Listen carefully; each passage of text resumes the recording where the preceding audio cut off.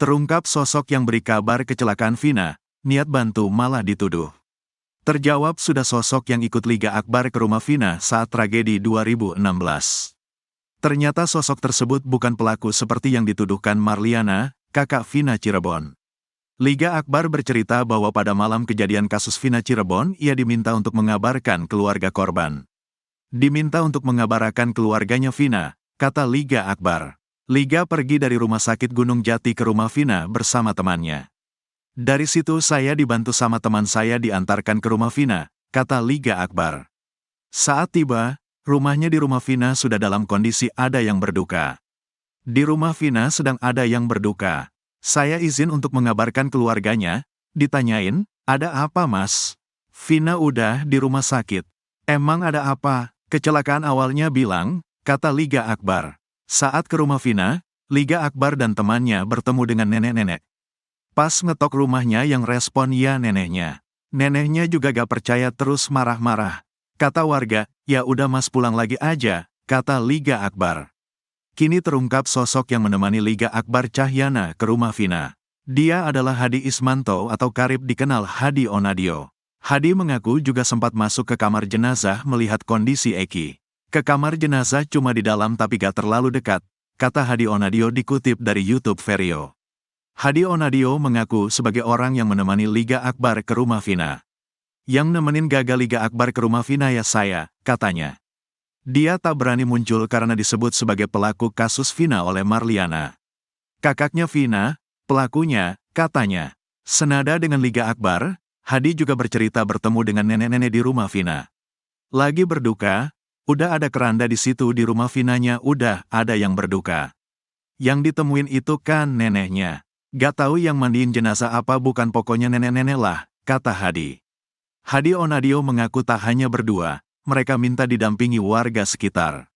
Ditemenin sama warga sekitar kalau gak RT RW lah, minta ditemenin ngasih kabarnya, katanya. Dia menekankan bahwa yang ditemui saat itu bukan Marliana. Yang saya sama Liga Akbar jumpain bukan kakaknya Vina. Gak ketemu, neneknya, kata Hadi. Hadi Onadio menyesalkan ucapan Marliana tentang dirinya dan Liga Akbar yang dituduh sebagai pelaku. Sempat viral Awa viralkan foto saya, foto Egi. Kalau saya kan niatnya Liga Akbar minta temenin, saya kan cuma mau nolongin, kata Hadi Onadio. Kakak Vina, Marliana sudah terlanjut mengatakan bahwa yang datang ke rumahnya mengabarkan kecelakaan di Jembatan Talun Cirebon adalah pelaku pembunuhan. Jadi ada yang datang, saya gak tahu itu pelaku tuh. Jadi yang ngasih tahu tuh pelakunya. Awalnya gak tahu, kata Marliana saat diwawancara Denis Sumargo. Marliana bercerita orang tersebut ditemui oleh neneknya.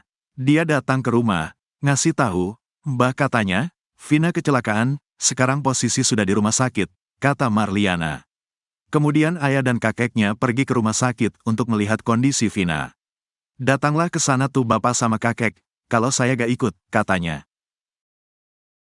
Terpidana kasus Vina kebal disiksa penyidik usai ditolong maung. Ucil mengaku tak merasa sakit ketika disiksa penyidik kasus Vina Cirebon. Rivaldi alias Ucil mulai kebal ketika didatangi oleh uyutnya di dalam penjara usai disiksa penyidik kasus Vina Cirebon. Rivaldi alias Ucil sebenarnya adalah tersangka kepemilikan senjata tajam. Dia dilaporkan ke polisi setelah melakukan kekerasan terhadap pacarnya. Atas kasus itu Ucil ditangkap dan ditahan di Polsek Utara Barat Cirebon.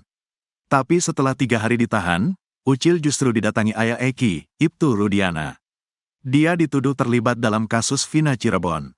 Oleh Ibtu Rudiana, kepala Ucil bahkan berulang kali dibenturkan ke teralis penjara.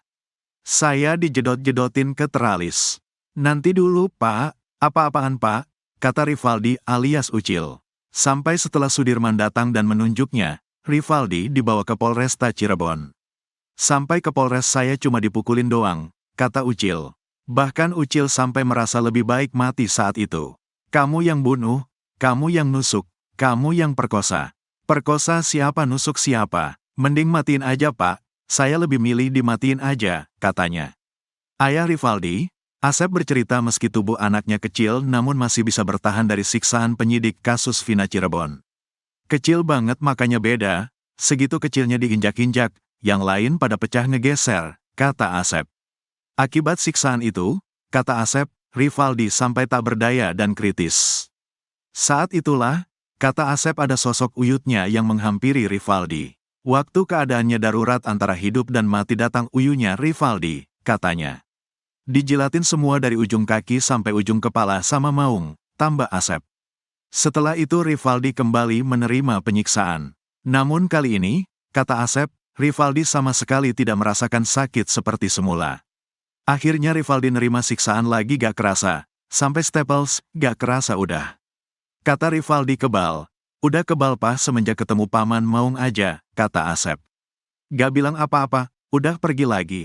Antara sadar dan tidak, hidup dan mati, tambahnya.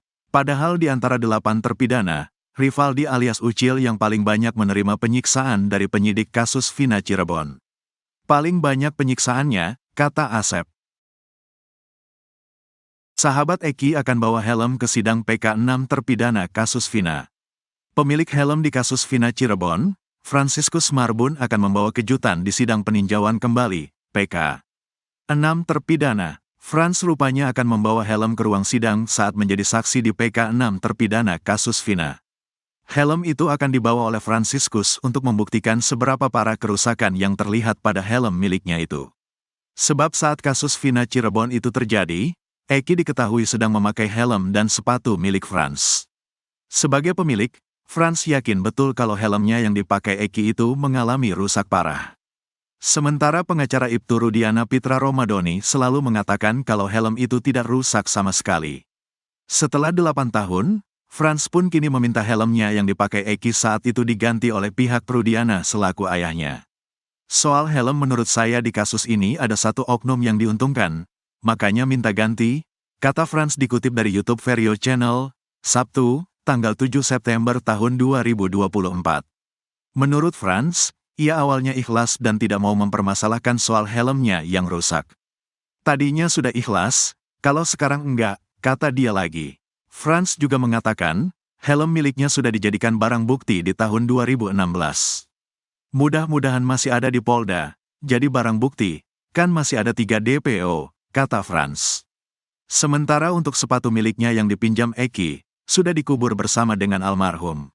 Sepatu dikubur katanya, jadi bebe sih, cuma katanya udah dikubur, ujarnya lagi.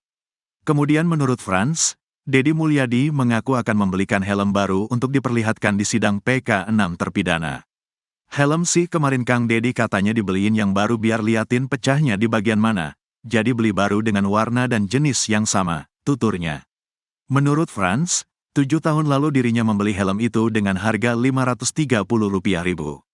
Dulu beli sekitar Rp530.000, sekarang Rp2,5 juta, kata dia. Sementara itu, Pitra Romadoni mengaku pasrah kliennya tidak mendapat perlindungan dari Lembaga Perlindungan Saksi dan Korban, LPSK.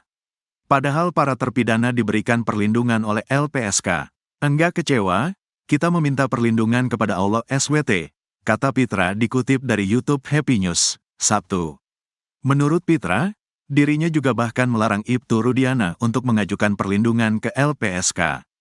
Karena apa yang harus dilindungi, emang dia diancam gitu? Emang dia merasa nyawanya terancam keselamatannya, kata Pitra lagi. Apalagi menurut dia, Ibtu Rudiana merupakan seorang polisi yang seharusnya bisa menjaga diri sendiri bahkan masyarakat. Terus ngapain kita minta perlindungan?